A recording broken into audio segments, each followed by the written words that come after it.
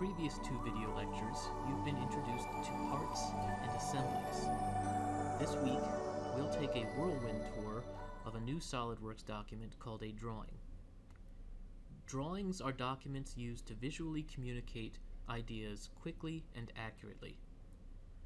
Drawings must communicate shape, which we do using views, size, by using dimensions, fit of one part into another, for example in an assembly, using tolerances, and other information via annotations and notes. In order to convey the geometry of an object, we must select appropriate drawing views. What and how many views to use depends on the object geometry. Most objects can be described using 3 properly selected views. Occasionally, for parts that have high symmetry, you can use less than 3 views. For example, a sphere would only need 1 view, because all views would be the same. A cylinder may only need 2 views, one for the cross-section and one for the length of the cylinder. More often, you'll be working with complex parts, which will need more than 3 views. A complex part, for example, might be any part that has a cutout, or any part that has a detailed feature. There are many different kinds of views. One type of view is called a projected view. Projected views come in 2 different kinds of forms, called first angle projection and third angle projection. In the United States and Canada, England, Japan, and elsewhere, third angle projection is used. In parts of Asia and Europe, first angle projection is used. In first angle projection, the object lies between you and the viewing plane, whereas in third angle projection, the viewing plane is between you and the object. Here you see 2 sets of orthographic projections. On the left is the ANSI drafting standard, which uses third angle projection.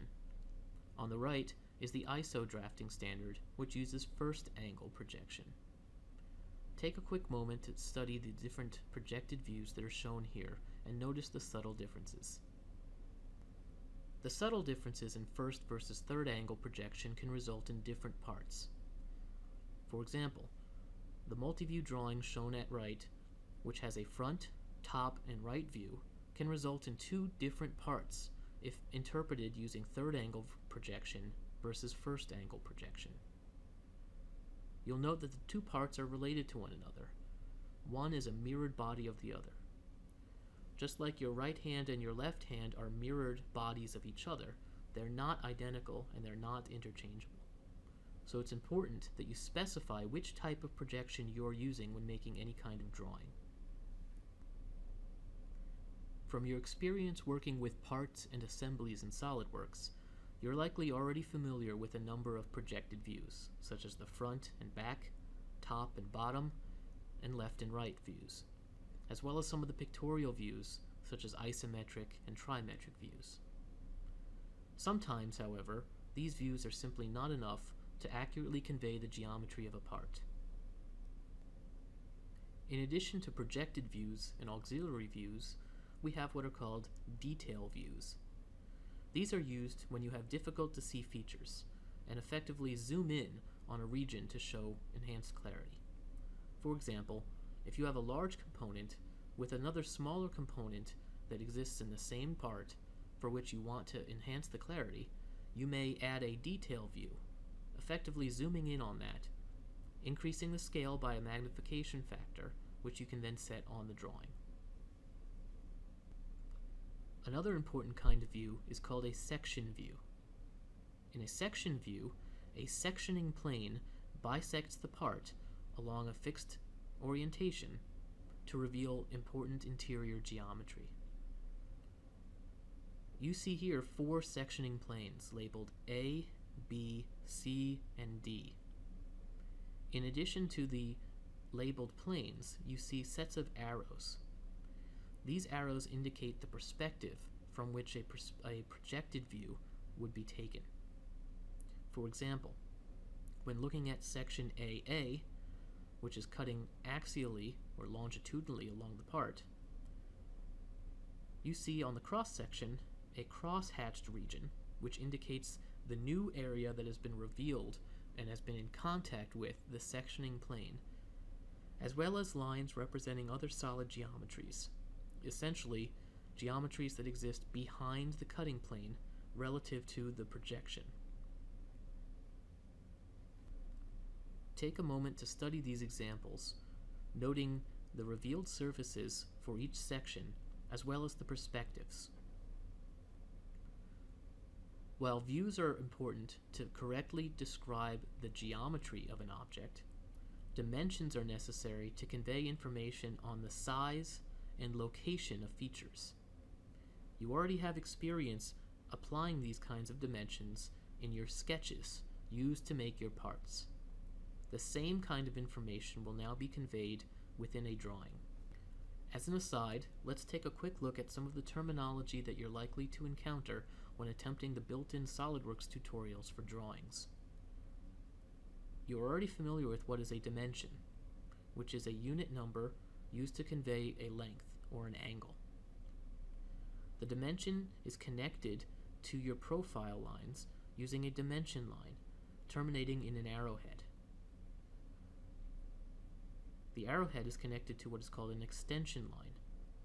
The extension line connects between the dimension lines and the profile lines, although it never makes actual contact with the profile lines shown in a given projected view in order to avoid confusions. For certain kinds of dimensions, such as diameters, or when needing to use annotations and notes, you may see a leader, which is simply a line terminated with an arrowhead leading to a note or dimension. Here are some rules to follow when dimensioning your drawings. First and foremost is that readability matters. The primary purpose of your drawings are to quickly and accurately convey information to a casual observer. Some guidelines to ensure that your appearance leads to readability include placing dimensions away from profile lines, allowing space between dimensions, using a consistent style, displaying only the number of decimal places required for manufacturing precision. For example, on a dimension, you might have a notation of 1, or 1.0, or 1.00, or 1 followed by any number of zeros. Those number of zeros convey the amount of precision with which the part needs to be manufactured. There are limits on the precision with which someone can accurately measure the tolerance of a part. Therefore, you should only convey the number of decimal places minimally required in order for your part to function. And lastly, always observe general practices to make your drawings neat. In other words, use white space appropriately. There are, of course, many rules to follow when dimensioning your drawings. Some of these rules are built into SOLIDWORKS, while others require intervention. So, for example, the ASME standard reads, where the dimension is less than 1 millimeter, a 0 precedes the decimal point. Or, where the dimension is a whole number, neither the decimal point nor the 0 is shown. Where the dimension exceeds a whole number by a decimal fraction of 1 millimeter, the last digit to the right of the decimal point is not followed by a 0. Neither commas nor spaces shall be used to separate digits into groups in specifying millimeter dimensions on drawings. The preceding 4 points all apply to the ISO drafting standard. The next 2 points apply to the ANSI drafting standard. A 0 is not used before the decimal point for values less than 1 inch. A dimension is expressed to the same number of decimal places as its tolerance. Zeros are added to the right of the decimal point where necessary. By properly specifying the drafting standard in your document, SOLIDWORKS will automatically adhere to most of these rules. Here are some of the fundamental rules that any practicing engineer must follow when creating properly dimensioned drawings. Each dimension shall have a tolerance. Dimensioning and tolerancing shall be complete, so there is a full understanding of the characteristic of each feature. Each necessary dimension of an end product shall be shown. No more dimensions than those necessary for complete definition shall be given. The drawing should define a part without specifying manufacturing methods, and dimensions should be arranged to provide required information for optimum readability. Dimensions should be shown in true profile views and refer to visible outlines. Perhaps ironically, we will be breaking the first of these fundamental rules, that each dimension shall have a tolerance. The reason for this is that given our time constraints, we will not be able to do justice to the topic of GD&T, or geometric dimensioning and tolerancing, or as mechanical engineers nationwide often call it, gloom, doom, and terror. This topic is often difficult to grasp and takes a full year worth of study in order to grasp the fundamentals. For the purposes of this course, we will be trying to convey information on shape and size primarily through dimensions, rather than focusing on manufacturability in tolerances. Here are some additional recommended rules of thumb in order to assure maximum legibility of your drawings. First, whenever possible, give thickness dimensions in the edge view and all other dimensions in the outline view. Shown here is a two projected view drawing using the front and top projected views. You'll note that the thickness dimensions are shown on the top projected view according to ANSI drafting standard, whereas other dimensions are shown on the front projected view. You should seek to dimension features in the view that most closely represents true size and shape. For example, in the multi-view drawing shown, which consists of a front projected view and a right projected view, the 3/4 inch diameter hole is dimensioned on the front projected view rather than the right projected view. Similarly, the height of the base, which is 1/2 inch, is dimensioned on the right projected view rather than the front projected view. Additionally, you should always use diameter dimensions for circles and radial dimensions for arcs and fillets. Try to omit unnecessary dimensions that might clutter up your drawings.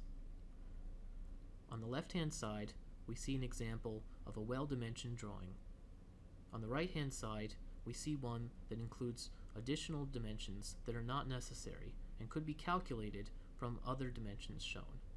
For example, in the positioning of the two holes, on the left-hand side, we see that the distance between the left edge and the center mark of the first hole, and the distance between the center marks of both holes, and the overall distance between the left-hand edge and the right-hand edge are all defined.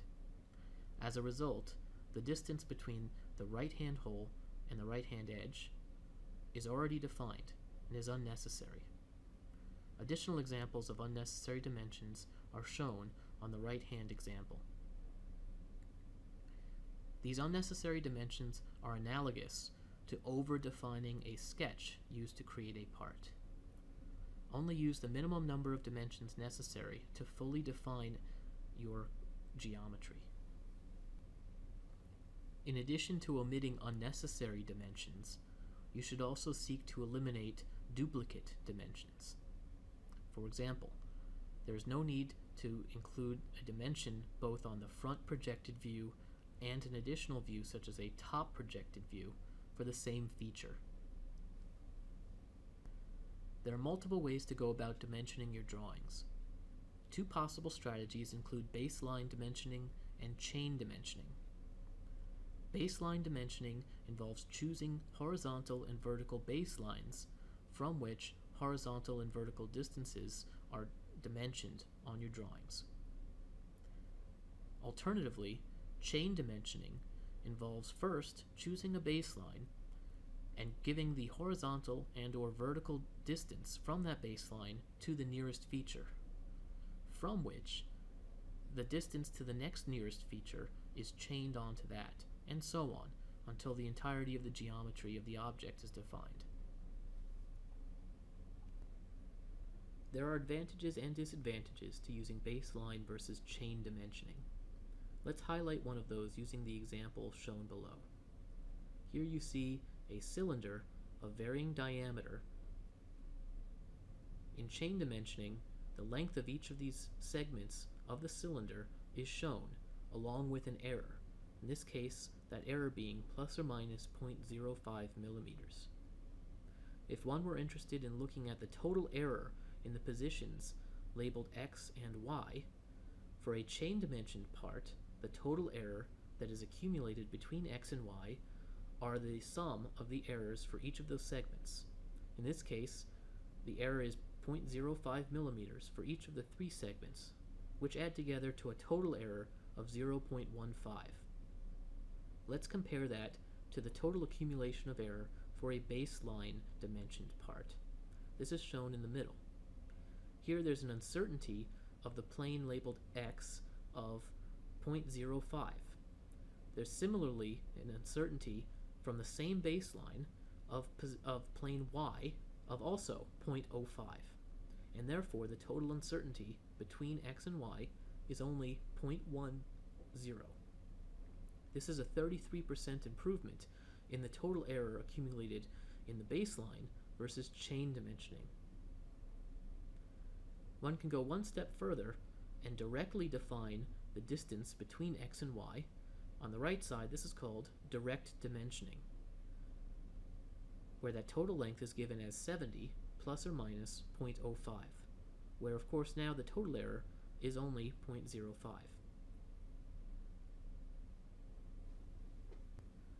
Another factor to consider when dimensioning your drawings is that dimensions should be measurable.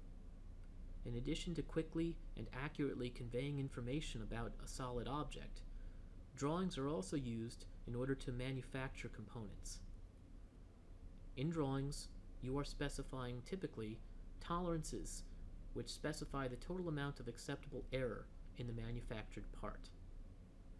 The dimensions that you include within your drawing should therefore be measurable in order to determine whether or not the part meets your specifications. On the left-hand side is an example of a poorly dimensioned drawing, in which the distance between the center of a radial arc and the bottom baseline is given as 55 millimeters. That's a very difficult measurement to make, because the center line, or the center mark of that arc, is very difficult to actually physically measure because it does not exist in reality.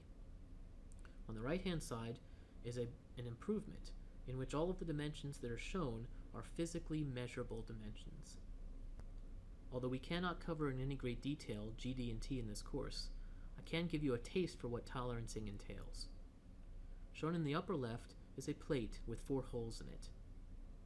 The distances between the centers of those holes are given as 1.500 plus or minus 0.006 inches in both the horizontal and vertical dimensions.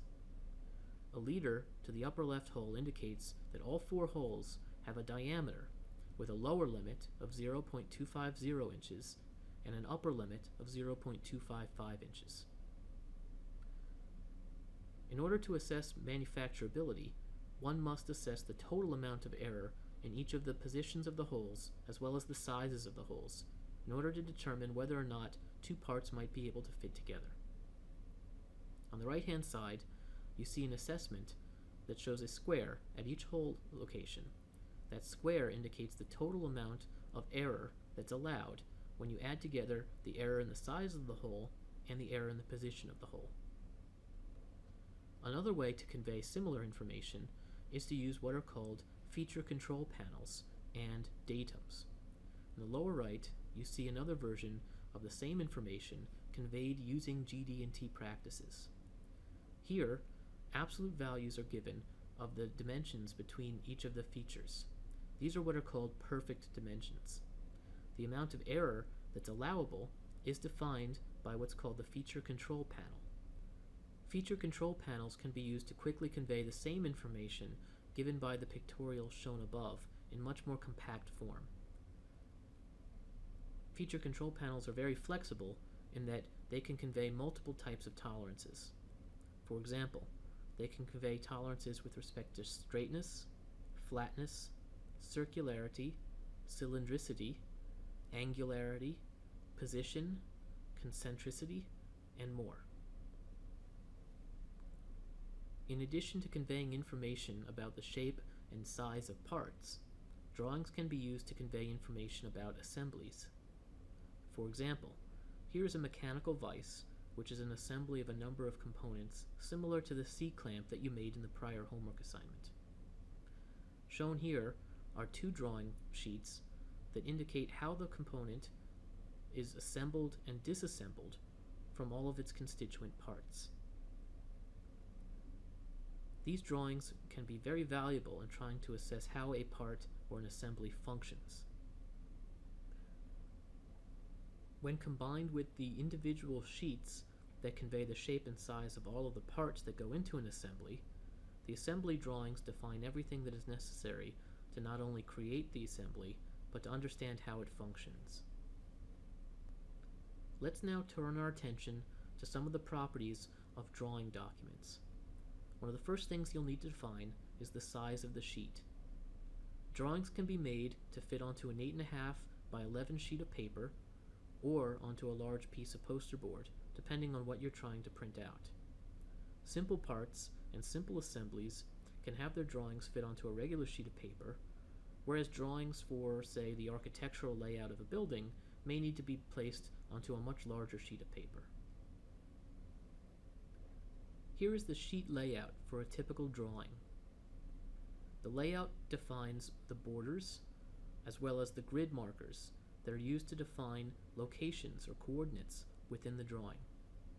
For example, if you had a very large sheet and you had a very small detail defined on that sheet, it's very often easier to call out the grid location, for example C5, than to try and describe its location to a person viewing the drawing. Now, take a look at the main title block. In the next slide, you'll see what information is typically conveyed within a title block, but briefly, this is where you'll place information such as your name, the company name, information about the part, and information about the document properties. Occasionally, a secondary title block is used, especially if you're using a very large sheet. Once those are defined, you have two large areas within the sheet layout to be used for showing views and dimensions, as well as an area that's reserved for text notes or annotations. At the bottom, you see the title block that's the standard ANSI size for an 8.5 by 11 sheet of paper with dimensions. Drawing templates identify the document properties as well as the sheet format. SOLIDWORKS provides several default templates for creating new drawing documents. Most professionals will typically create their own templates to suit their needs. One of the most important aspects of the sheet format is the title block. The title block contains following information: the company name, an identifying part number, the name of the part, an identifying number for the drawing document, the revision of the drawing, the sheet number, which is especially important to include if you have multiple sheets, the materials and finishing condition used in the parts that are displayed on the drawing, a default tolerance value, the drawing scale, the size of the sheet, as well as information about who made the drawing and who checked it. Where can you find all of these options in SOLIDWORKS? There are three different areas where you can define these. One is called the sheet format, which is where typically you can make changes to your title block. Another area is called the sheet properties, where you can define the scale, the type of projection, either first angle or third angle, and the sheet size. And the third are the document properties, where you can set the overall drafting standards, default styles, units, decimal precision, and much more. Let's take a look now at SOLIDWORKS and see where these options are located. To create a new drawing document, go up to New and select Drawing. The first box that comes up asks you to specify the sheet format and size. In this case, only ANSI sheets are showing up.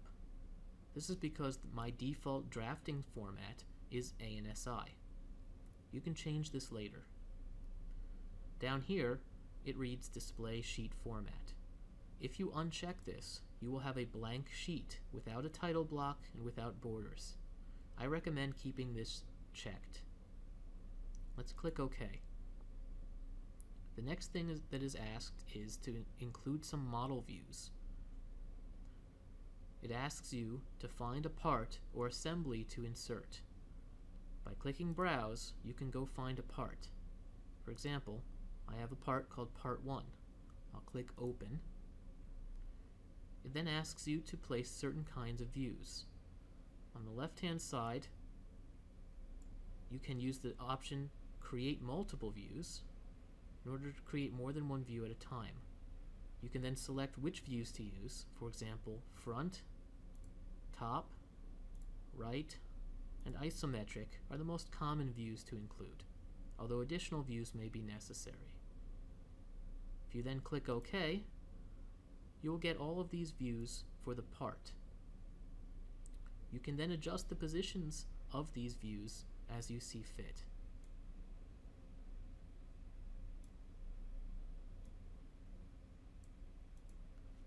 You can change the appearance of these views at any time by clicking on a view and changing its display style. This display style shows some of the hidden lines, which show some of the features on the interior.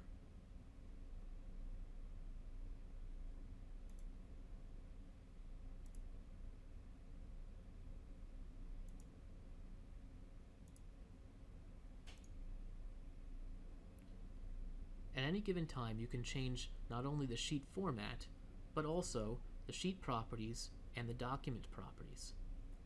Let's go through these in order. If you right-click anywhere here, you'll have the option to edit sheet format. You'll note that the drawing views disappeared, and now we're editing the sheet on which these views appear. Here we can edit the title block and make any changes to the default configuration that we see fit. For example, if I zoom in, you'll note that there's a pre-built box here that notes that the information here is proprietary and confidential. If I don't wish to include this, I could always select and hit delete.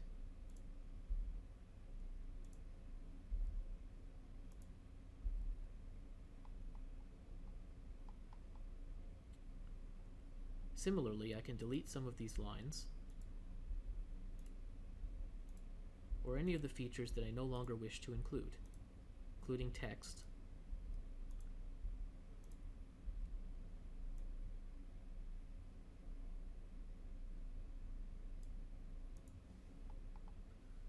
Here I can also add new text.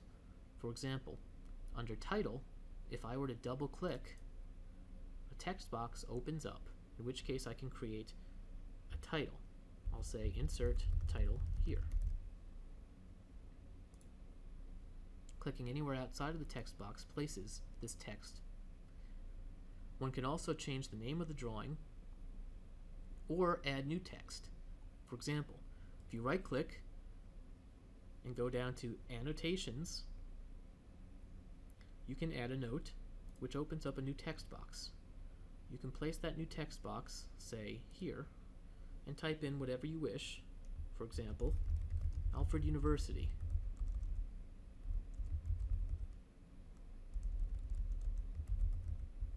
And my name.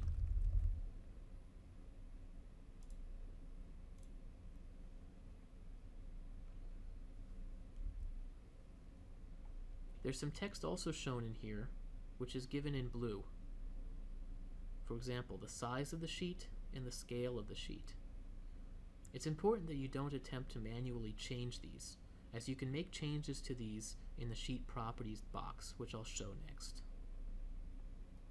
Once you're happy with the changes to the title block, go to the confirmation corner and click OK. This returns you to your sheet, where you can make other changes as you wish. Now let's show how to go back to your sheet properties. Right-clicking again, if you hit the down arrow, you will find Properties. These are your sheet properties. If you click that, here you can create a name for your sheet, change the default scale, change the type of projection, although I highly recommend you do not change from third angle, as well as change the sheet size. I'll leave these as is. Next, let me show you where you can find document properties. These are found under Options. You're already familiar with Systems options. With a document property open, we can now change a variety of features, including our overall drafting standard. In this case, it's the ANSI drafting standard. If we were using metric, we could also change to the ISO drafting standard. I'll keep in the ANSI drafting standard for now. You could also change things in your annotations, for example, your text, your default font and size, as well as the arrows that are used. Similarly, under dimensions, you can change the dimension text, the size and shape of your arrows, the default precision, and more. You can also click on Units, where you can set the unit system. In this case, I will set it to inches, pounds, and seconds. And here you can also change the number of decimals to which any dimension will be reported to. For example, angles I could set to none, which will not add any decimal points to any angle. I'll go ahead and click OK. So you now have seen three things. You've seen Edit Sheet Format, which changed primarily the title block. You've seen Sheet Properties by right-clicking, going down to Properties, which changed the scale of the sheet and the size of the sheet. As well as under Options, you can go to Document Properties to change the drafting standard, fonts, units, and more. Now let's learn how to add dimensions. There's two possible ways to do this. Both can be found under the Annotation tab. You can either use the Smart Dimension tool to manually place dimensions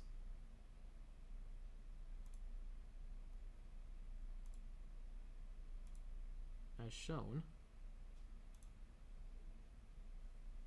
or you can have SOLIDWORKS automatically import most of the dimensions used in the sketches to make this part.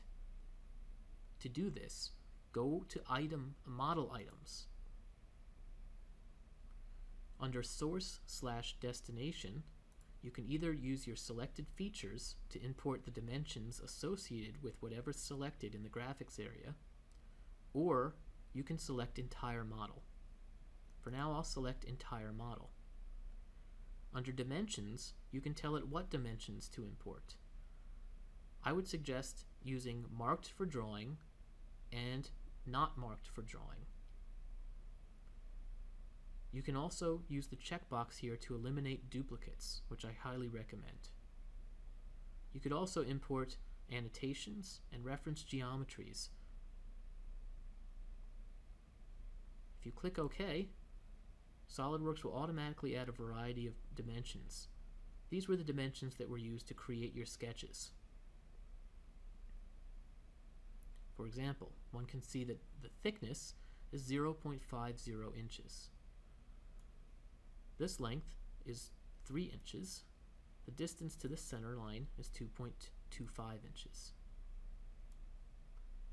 We can continue to define and rearrange our dimensions to enhance its readability.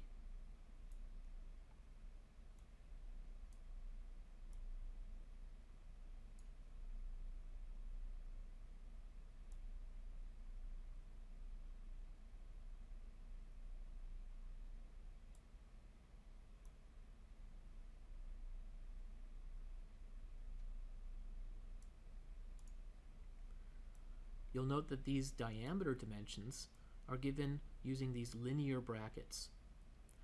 If you click on one of them,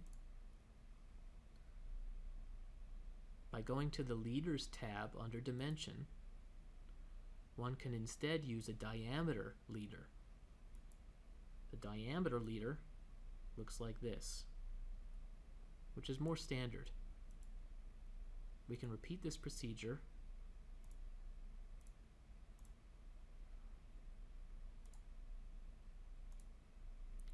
for each of the dimensions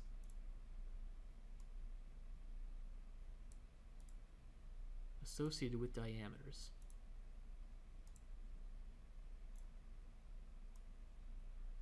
And continue placing everything to enhance readability.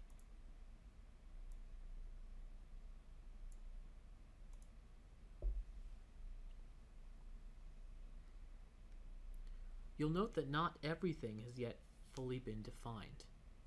For example, the depth of this partial cut has not been given a dimension. In this case, you can go over to Smart Dimension and manually add this dimension in.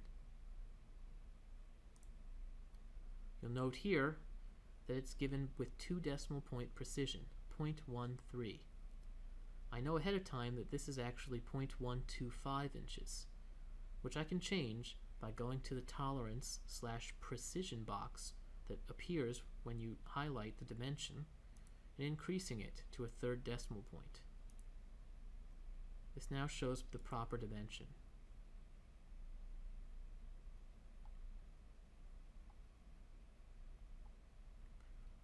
Once you're happy with your dimensions, you can save your sheet by hitting Save All and creating a new drawing file, Part 1 Drawing, and clicking Save.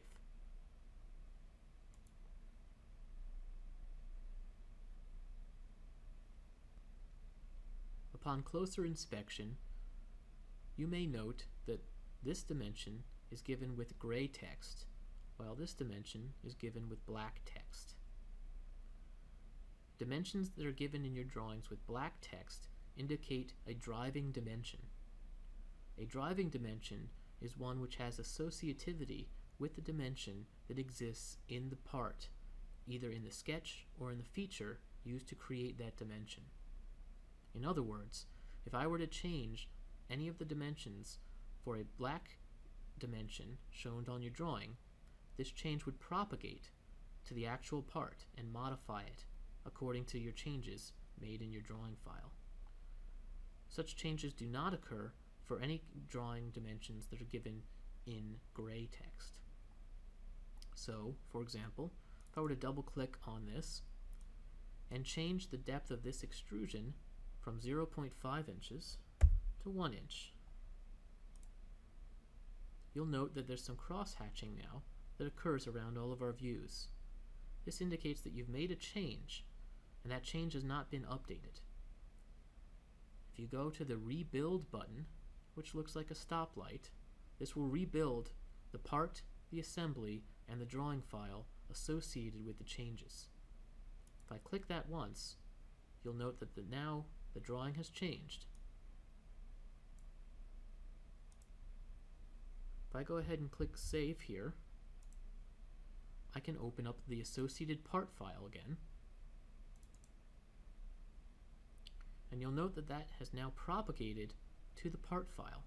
What was previously ½ inch deep is now a full 1 inch deep.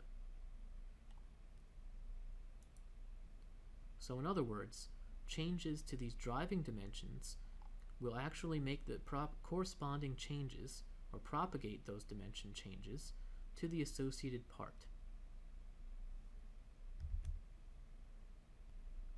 Now that you've seen how to add and modify dimensions, let's take a moment to learn how to add additional views. You can do this by going to the View Layout tab. You'll note here a variety of options for new views to add to your drawing.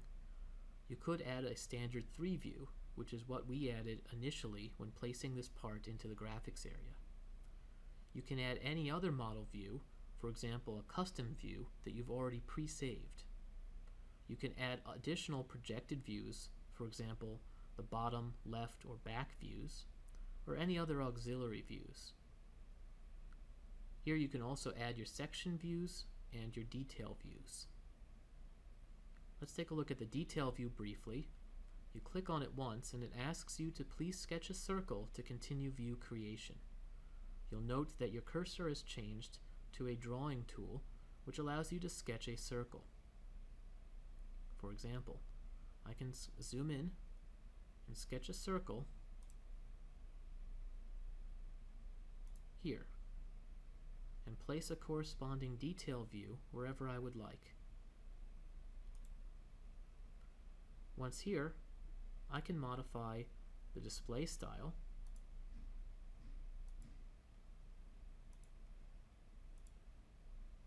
as well as the scale.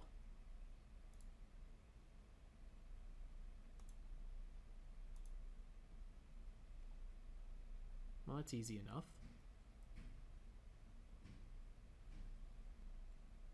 Now let's learn how to add a section view. When you click on Section View, it will ask you to select a cutting line and to place it on your view. There are different cutting lines that are available to you, including vertical and horizontal cutting lines. Let's begin with a horizontal cutting line. You can place this horizontal cutting line on any of the views.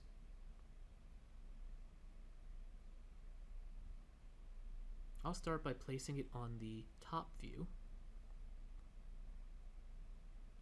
By clicking once, we now have a few options. We can add an offset, or we can click OK. Let's first see what happens when clicking OK.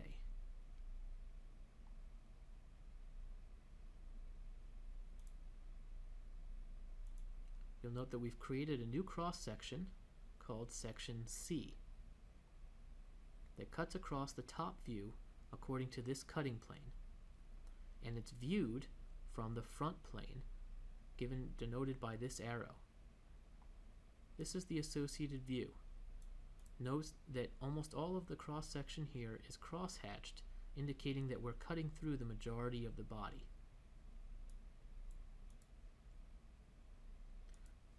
Let's delete this and create another section view, this time with a jog. I'll go ahead and place the same section view in the same location, but instead of hitting the green OK button, I'll click on the single offset button, also known as a jog. It will ask you, where do you want to place the first jog? I'll locate it roughly in the middle. Then it asks you, how far down do you want to jog? I'll go down to here. Once I'm happy with that, I'll click OK. I'll place the new section back up here. This is now labeled as Section D.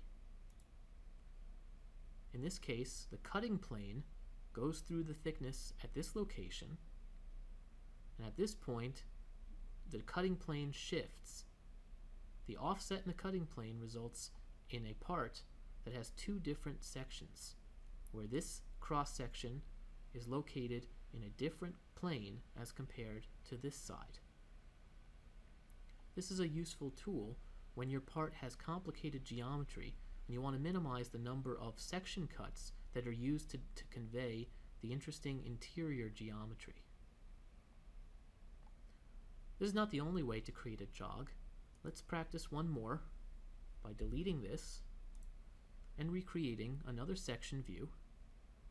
Again, starting from the same point, I'll create a horizontal section cut in the same location. Rather than using any of the offsets, or by clicking OK, I'll go to the left here and look at Edit Sketch. If you hit Edit Sketch and then click on the Sketch tab, you will now find that you have options here that allow you to modify this sketch plane. For example, I can add a line here, it comes down here, and exits at this location. If I then use Trim Entities to trim this portion of the line which is no longer necessary,